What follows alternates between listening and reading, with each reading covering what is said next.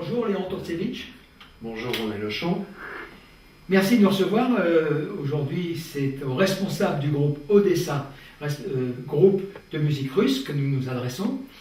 Depuis plusieurs années, maintenant près de 5 ans, votre groupe se donne en spectacle autour de Montpellier. Et on peut dire que le succès est venu, puisque des salles récentes ont vu venir de 200, 250 personnes. C'est bien cela?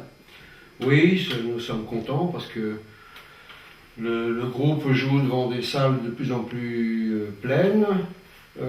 Et surtout, ce qui est important pour nous, c'est que les gens ont l'air très contents de découvrir cette musique russe qu'en fait ils ne connaissent pratiquement pas. On dit que bon, les mélodies russes, les accents tziganes ou autres donnent spontanément une très bonne ambiance dans une soirée russe. Oui, c'est vrai. C'est vrai, bon, mais enfin il y a de tout dans la musique russe. Vous avez aussi bien des morceaux très enlevés, très rapides, très gais, très joyeux, mais vous avez aussi souvent dans la musique russe des choses très tristes, très nostalgiques. Alors c'est peut-être l'occasion de parler justement de ces genres, parce que vous faites un peu de pédagogie aussi, sans le vouloir parfois avec ces soirées. Hein, vous m'aviez expliqué en préparant un peu cet échange qu'il y a beaucoup de genres dans la musique russe, de genres très populaires d'ailleurs. Oui, là on ne parle bien sûr que de la musique populaire, hein, c'est-à-dire des chansons. On ne parle pas de la musique classique. Eh bien, les Russes ont une telle abondance de chansons qu'ils ont été obligés de les classer en différents genres. Et ils sont très très nombreux. Alors, le plus typique, je crois, c'est celui des romances.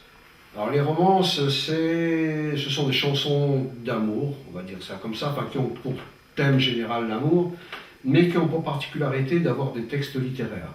Et pratiquement tous les grands poètes russes ont écrit des textes de romances, soit qu'ils les aient écrits pour une musique qui était déjà faite, soit qu'ils aient écrit des poèmes qui ensuite ont été mis en musique. Mais tous les grands écrivains et poètes russes pratiquement en ont fait. Je pense à Lermontov, Pouchkine, enfin bon, ils en ont tous fait. Et pour du point de vue des musiques, les grands compositeurs classiques aussi en ont fait presque systématiquement. Et c'est vraiment typiquement russe. Je crois qu'il n'existe aucun autre pays au monde où il existe quelque chose d'équivalent.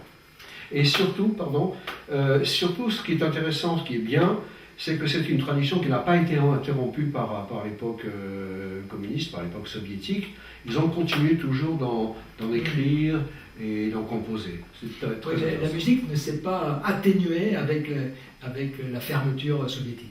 Au contraire, il y a simplement certaines directions qu'elle n'a pas prises. Elle a en particulier, à l'évidence, raté le jazz, par exemple. Le jazz, c'est l'histoire du jazz en Union soviétique qui est assez bizarre.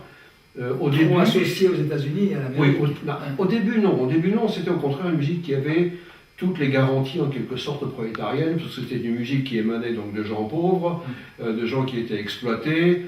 Bon, donc pendant un certain temps, le jazz a été admis en Union soviétique, mais très très vite, ça a été considéré comme étant la musique américaine, surtout lorsque le jazz est passé, disons, dans la variété américaine. Là, c'est surtout considéré comme étant une musique de sauvage. Et il y a des mots très durs, notamment de Gorky à ce sujet, qui traite la musique de dégénérés. Bon, à part ça, il y a une chose qui est importante à dire et qui contribue énormément au succès de la musique russe quand on joue, c'est que la musique russe, c'est une musique classique. C'est-à-dire que les harmonies qui sont utilisées, les rythmes qui sont utilisés, sont empruntés directement à la musique classique. C'est donc quelque chose qui fait partie du patrimoine culturel de tous les Européens au moins, et à ce titre, elle est très facilement abordable. Alors vous avez évoqué la romance, ça c'est vraiment peut-être la première des sources, mais très rapidement vous pouvez nous donner aussi les titres d'autres genres comme ça. Oui, il y a la musique tzigane par exemple. Alors la musique tzigane, ils en écoutent moins en ce moment en Russie. Ça a été une musique qui a été très très à la mode au XIXe siècle en Russie et au sein de l'immigration russe en France. Mais maintenant, l'intérêt pour ces musiques a quand même un petit peu diminué. Ils en écoutent quand même encore un peu, mais moins que dans le passé. À part ça, vous avez les musiques de bardes, les chansons de bardes. Alors les bardes, ce sont des auteurs, compositeurs, interprètes qui en principe s'accompagnent seuls à la guitare et qui ont bien sûr des textes, soit des textes à thème ou à thèse. Les deux seuls bardes qui soient connus en France, qui sont un petit peu connus, c'est bien sûr Bourata Kudjava et bien sûr Vladimir Vysotsky, mais il y en a d'autres. Alors Et- attendez, il n'y a pas que ça. On a parlé des romances, des musiques tziganes et des musiques de barde, mais il y a aussi tout ce qu'on appelle tout simplement bêtement les musiques de variété, ce qui s'appelle les chansons d'estrade. Il y a les chansons de guerre aussi, ma vie. Alors ça oui, ça c'est une particularité aussi de la musique populaire russe. Les Russes ont un répertoire important de chansons qui ont été composées soit pendant la Seconde Guerre mondiale, soit pour des films qui parlent de cette période. Une période que les Russes continuent toujours d'appeler la Grande Guerre patriotique et non pas la Seconde Guerre mondiale. Alors ce sont des chants patriotiques certes, mais ce ne sont pas des chansons militaires, pas du tout. Ce sont des chansons qui ont pour toile de fond, disons, la Seconde Guerre mondiale, mais qui sont souvent des chansons d'amour, sur la nostalgie des soldats qui sont partis en laissant leur compagne. C'est une chanson sur les fichus, les petits objets que les soldats prennent avec eux pour se rappeler leur famille. Enfin, et alors, ce sont des répertoires qui ne sont chantés ou joués pratiquement qu'à une occasion, c'est-à-dire à l'occasion des célébrations des fêtes de la victoire. Et il n'y a que quelques chansons de ce répertoire qui sont passées, disons, dans le répertoire courant, la plus connue étant bien sûr Katyusha, que tout le monde connaît. Mais il y en a d'autres. Il y a Temnaya Noch, qui est aussi passée dans le répertoire courant, bon, qui n'est pas connue en France, mais elle est sortie un petit peu du cadre strict des chansons des années de guerre. Mais il n'y en a pas beaucoup comme ça. Donc c'est ça, par exemple, nous, chez Odessa, régulièrement, le 8 mai, ou quelquefois le 9 mai, nous faisons un petit concert à la suite des cérémonies, où on chante un répertoire uniquement de ces chansons. Alors, puisqu'on vient sur le groupe, parlez-nous un peu justement des membres du groupe et de leur instrument. Alors, nous sommes 5 musiciens dans le groupe Odessa. Nous avons une chanteuse qui est russe, elle, qui est une vraie russe, qui est en France depuis une quinzaine d'années, et qui était une chanteuse assez connue en Russie. Elle a même remporté un titre, je ne sais plus c'est en quelle année, 93, je crois, si mes souvenirs sont bons. Elle a remporté un titre prestigieux, c'est celui de Voix d'or du Primorje. Le Primorje, c'est la province d'Extrême-Orient où elle vivait. Par exemple, elle a gagné énormément de concours de chant. Et elle chante avec nous, donc maintenant, il y a elle, donc elle s'appelle Lucia Gibadolina de son nom de jeune fille, Lucia comme moi de son nom de femme mariée. Nous avons l'un des meilleurs accordéonistes français qui joue avec nous par chance, c'est Jean-Marc Torchy. C'est un des 10 accordéonistes qui compte en France. Alors lui, au début j'ai été étonné qu'il veuille jouer avec nous, compte tenu de son niveau et de son statut, il est quand même président de jury de concours internationaux, etc. Et en fait j'ai fini par comprendre qu'il adorait la musique russe, la musique slave en particulier, en général, et en fait on lui offre la possibilité d'en faire, alors qu'il n'y a pas énormément d'occasions d'en faire dans le sud de la France. C'est un garçon charmant qui est un musicien d'un très haut niveau, aussi bien du point de vue de la technique que de la lecture. Enfin bon, c'est un musicien formidable. Et c'est un garçon vraiment très sympathique, très agréable. Nous avons, alors à la contrebasse, nous avons un Italien qui s'appelle Lino Messina.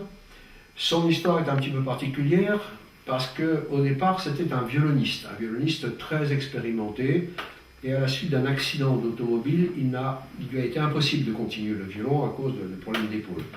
Et il s'est tourné alors vers un instrument rare, c'est ce qu'on appelle le théorbe, c'est un archiluth, un luth avec des très grandes cordes. Instrument ancien. Instrument oui, baroque ou pré-baroque. Et il y a quelques années de ça, 5 ou 6 ans je crois, là j'ai peur peut-être de faire des erreurs de date, mais il ne m'en voudra pas, il a voulu apprendre à jouer d'un instrument qui lui permettait de faire de la variété. Donc il s'est mis à la contrebasse. Et donc il est venu avec nous, parce que ça l'a intéressé de faire de la musique russe. C'est quand même très intéressant de jouer avec quelqu'un qui a une très grande culture musicale, qui connaît toute la musique ancienne, il connaît tout. Donc ça c'est Lino Messina, un garçon charmant aussi, très agréable. Nous avons alors à la balalaïka, c'est Tatiana Dilevitskaya, qui est une jeune femme d'origine russe, oui c'est ça, c'est une balalaïka, qui est une jeune femme d'origine russe qui est déjà sauf erreur de ma part, de la 4e génération, 3e ou 4e génération. Et ce qui est remarquable, c'est qu'au bout de toutes ces générations, elle parle russe couramment, elle est une virtuose de la balalaïka. Et nous avons beaucoup de chance à chaque fois que nous jouons un concert. Il y a en particulier un morceau dans lequel elle fait un solo seul, par définition, un solo seul, en me disant que l'orchestre s'arrête de jouer dans cette chanson et elle joue seule une partie qu'on appelle une cadence. Et elle est follement applaudie à chaque fois. Et par séparé, c'est une jeune femme tout à fait remarquable. Nous avons, qui est-ce que j'ai oublié 4. Léon Turtevich. Ah, il y a moi, oui, c'est vrai. Il y a moi, écoutez, moi je suis un musicien je suis d'origine russe, mes 2 parents sont russes, et c'est vrai que ma formation musicale, je l'ai commencée avec la musique russe. Il s'est trouvé que j'ai été interne dans un internat qui était destiné aux enfants d'immigrés russes, qui s'appelle l'internat Saint-Georges, et ils avaient là-bas un chœur, une troupe de danse, ils avaient un orchestre. Et donc c'est là-bas que j'ai commencé réellement à faire de la musique. Plus tard, j'ai complètement tourné le dos à ces musiques-là, parce que je suis devenu un musicien de variété et de rock, de pop music comme on disait à l'époque, et j'ai fait le métier de musicien professionnel pendant une dizaine d'années, ça c'est dans les années 80 à peu près. Puis quand j'ai déménagé à Montpellier, j'ai complètement cessé d'être un musicien. Mes amis d'ailleurs n'ont pas très bien compris cela, mais je n'ai pas touché un instrument de musique pendant près de 30 ans. Quoi. Et là, vous redécouvrez. Alors là, je recommence. C'est qu'à la retraite, j'ai voulu reprendre des cours de chant pour rechanter. J'ai commencé d'abord par me constituer tout un répertoire de musique américaine et française. Et un jour, à une audition, parce que je prenais des cours de chant avec un professeur, j'ai eu l'idée de rajouter une chanson russe. Et ça a tellement plu, les gens m'ont dit, oh là, c'est formidable. Bon, Sinatra, c'est bien que tu chantes du Sinatra, mais enfin, Sinatra, tu chanteras jamais comme lui. Mais par contre, la chanson russe, on ne connaît pas, c'est super, tu devrais en mettre d'autres. Bon, alors, je les ai écoutées, j'ai appris d'autres chansons, je me suis constitué un répertoire, après je me suis produit seul à la guitare, et puis à un moment donné, on m'a signalé l'existence, au sein de l'Association des Amitiés Russes de Montpellier, de 2 personnes qui chantaient, paraît-il, très bien, donc une jeune femme et un garçon.